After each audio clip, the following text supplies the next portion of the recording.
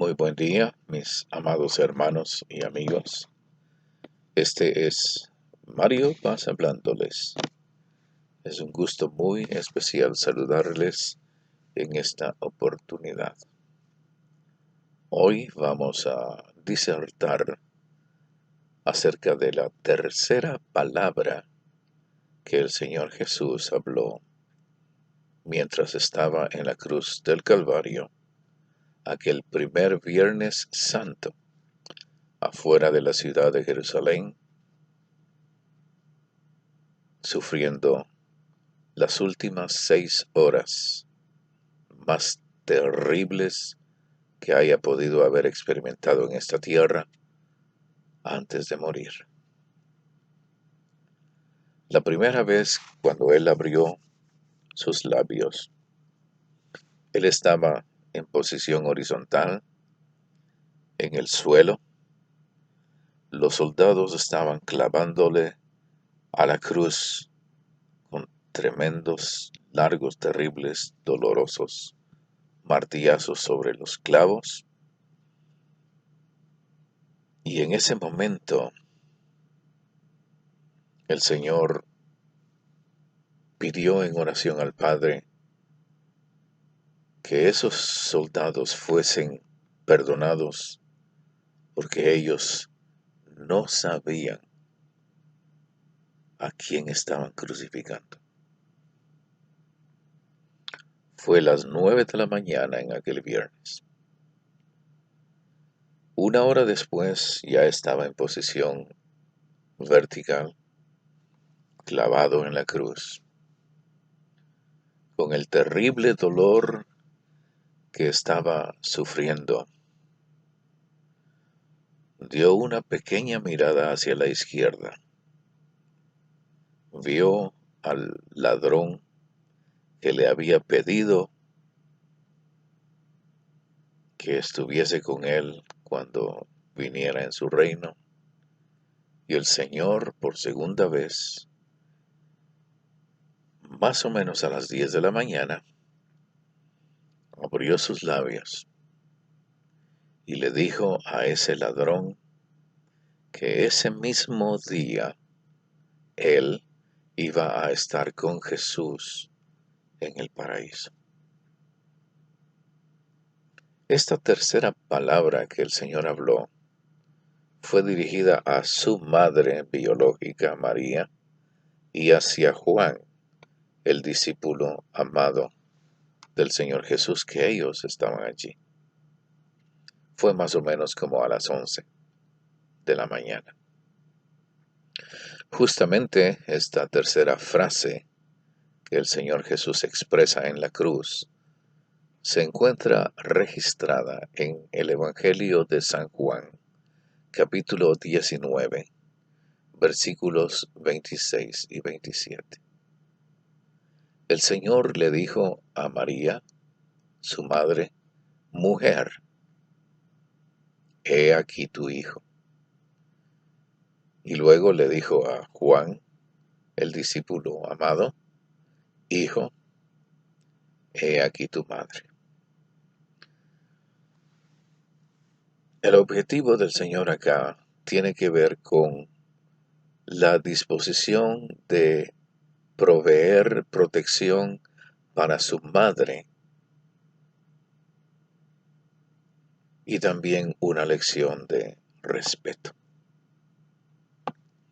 Analicemos brevemente el contexto de cada una de las personas que se encontraban allí frente al Señor Jesús, porque la multitud estaba lejos, los discípulos, los otros, se habían ido. Ya sabemos que Judas Iscariote había zafado bulto, por así decirlo, y Juan, el amado, estaba allí presente. Pero, ¿dónde estaban los otros? La situación era en extremo tensa y peligrosa. Todos salieron volando con pólvora en los pies, cada quien escapando por su propia vida. ¿Dónde estaban los 70 discípulos que él había mandado a predicar? ¿Dónde estaban todos aquellos que fueron favorecidos por los milagros hermosos que el Señor Jesús hizo? Todos escaparon por su vida. Los únicos que estaban allí eran, en primera instancia, Juan, el discípulo amado, obviamente María, su madre biológica. Estaba allí la hermana de María, que probablemente también se llamaba María. Había otra María, llamada María, de un pueblo llamado Magdala, conocida como María Magdalena. También estaba otra María, que era la esposa de Cleofas. Estas eran las únicas personas cercanas a él allí en la cruz. Luego estaban los soldados romanos a cargo de la ejecución, eran 4. Estaban los líderes religiosos, los fariseos, los escribas, los saduceos, los soldados del templo y la multitud. Pues la pregunta sigue en pie, ¿dónde estaban todos los demás? Veamos un poquito cada uno de ellos. Juan. Este Juan, mis hermanos, era el más joven de todos los discípulos. Si ustedes recuerdan, Juan era discípulo de Juan el Bautista. Y fue, en todo caso, juntamente con su hermano Jacobo, o sea, Juan el amado y Jacobo.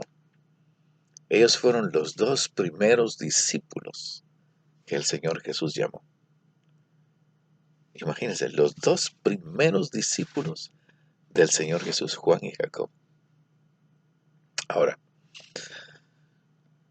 estos, Juan, su hermano y su familia, ellos eran pescadores y era una pequeña empresa en aquel entonces, pero de eso se ganaban la vida, pescando en el mar de Galilea y vendiendo los pescados, ya sea en el mercado o a otros que compraban para vender.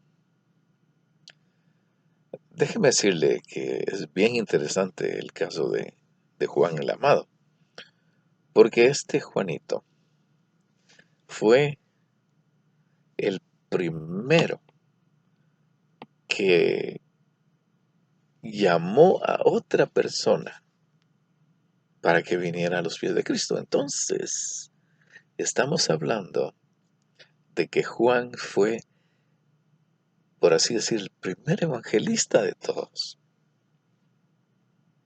¿Saben ustedes a quién llamó Juan?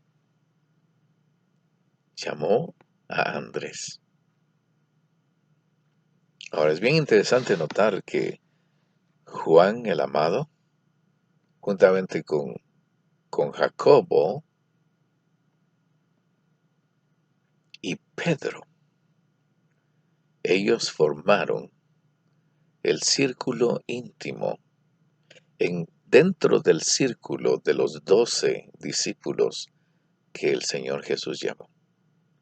Así que Juan era extremadamente especial para el Señor Jesús.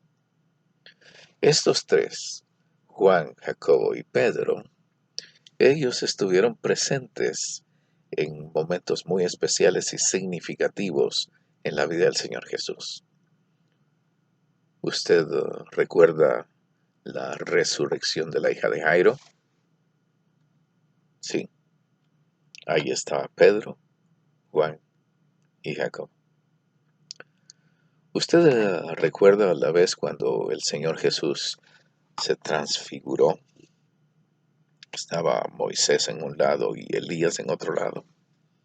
¿Quiénes estaban ahí presentes? Exacto, Pedro, Juan y Jacob. En el jardín del Getsemaní, todos los demás discípulos quedaron atrás y estos 3, aunque dormidos, pero estuvieron allí. Pedro, Juan y Jacobo. Bueno, entonces, Pedro y Juan, sin Jacobo, fueron los que hicieron los arreglos para celebrar la Pascua, donde el Señor instauró la cena del Señor. Yes. Fíjense ustedes que para mí lo más interesante del apóstol Juan es que él fue el único que tuvo el honroso privilegio, podría decir después de su madre, por supuesto, que pudo haber recostado su oído en el pecho del Señor Jesús. Y estando allí, tuvo el privilegio de escuchar los latidos del corazón del Señor Jesús. Juan, mis hermanos, era extremadamente especial y significativo para el Señor Jesús. Él estaba allí presente. María, su madre biológica, imagínense ustedes, ella probablemente era viuda ya, José quizá había muerto, quizás no tenía ni siquiera casa. Esa fue más probablemente la razón por la cual el Señor se ocupó de ella en sus últimas horas y la dedicó al cuidado de Juan. Qué interesante. María, desde antes del nacimiento del Señor, guardó grabado en su corazón todos y cada uno de los episodios por los cuales el Señor Jesús vivió como madre amorosa, tuvo cuidado de él cuando creció, su niñez, su pubertad, su juventud, ayudando a su padre adoptivo José en la carpintería, cuando inició su ministerio, cuando hizo el primer milagro del vino. María guardó todo eso.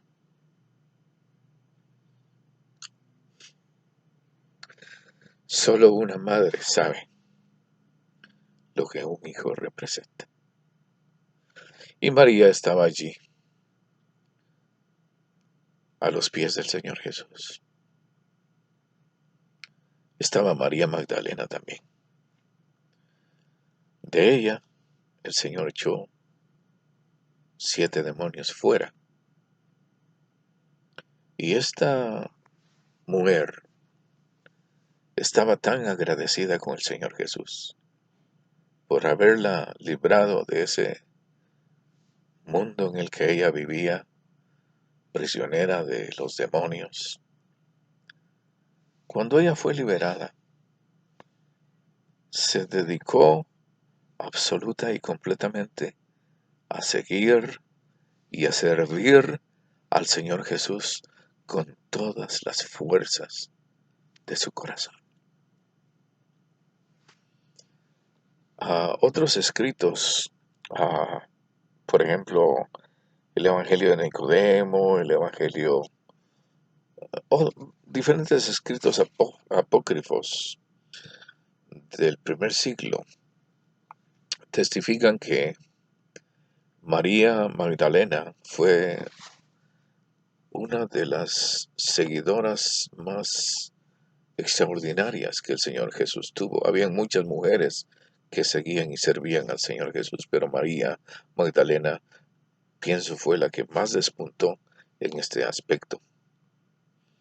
Quizá era más influyente para con el Señor Jesús que los mismos 3 discípulos de su círculo íntimo, Pedro, Juan y Jacobo, no digamos del resto del grupo discipular. En definitiva, María Magdalena ocupó un lugar súper extraordinario en la vida de nuestro Señor Jesucristo.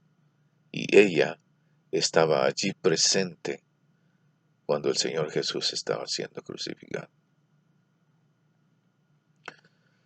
Aquí en la aplicación, mis amados, encontramos básicamente dos cosas. La primera de ellas es que el Señor muestra provisión para nuestras necesidades físicas. Si el Señor en medio de su extremo dolor tuvo cuidado de las necesidades materiales de su madre, seguramente el Señor Jesús tiene, ha tenido y tendrá cuidado vehemente acerca de todas y cada una de nuestras necesidades materiales. Usted mira cómo estamos ahora en el mundo. No sabemos de lo que va a ocurrir el día de mañana. El futuro es incierto para nosotros. Miles de personas están sin trabajo. Las deudas están atascadas. No hay manera de pagar. No se sabe cómo eh, hacer dinero para pagar la luz, el agua, la renta, etcétera. La comida. De seguro les digo, no se preocupen, confíen. El Señor Jesús es capaz de proveer para todas y cada una de nuestras necesidades en su respectivo momento. La segunda lección que aprendemos de acá, mis amados, es el respeto. El Señor habló a su madre con respeto.